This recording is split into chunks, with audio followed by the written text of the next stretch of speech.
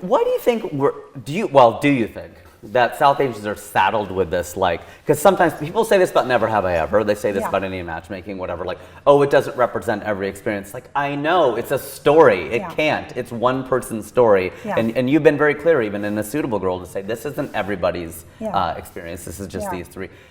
That said, I mean, so I guess my question is more around, like, why in A Suitable Girl do you pick these three women to focus on? Are you trying to make some kind of statement? Well, I can tell you sort of just the answer to why, there doesn't appear to be more diversity even within sort of the diasporic experiences or like the Indian experience reflected in pop culture. And that's because it comes down to the same sort of gradations of privilege.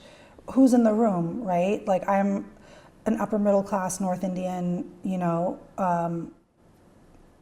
person who, because my parents had the opportunity to come to this country, I was raised here, because my parents were upper middle class, I could pursue a career in film and television, I could get in those rooms, I could pitch things that reflect my experiences. Sure.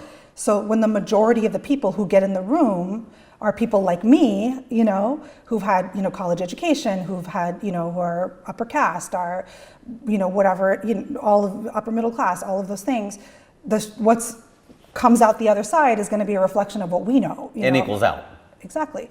So what I think, would really facilitate a lot of that change is more people being in the room, more Muslim creators, more Dalit creators, more Christian Indians, Jewish Indians,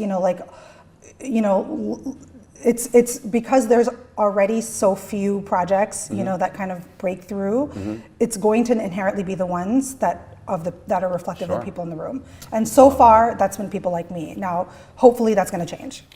I love that. As far as that analysis of it.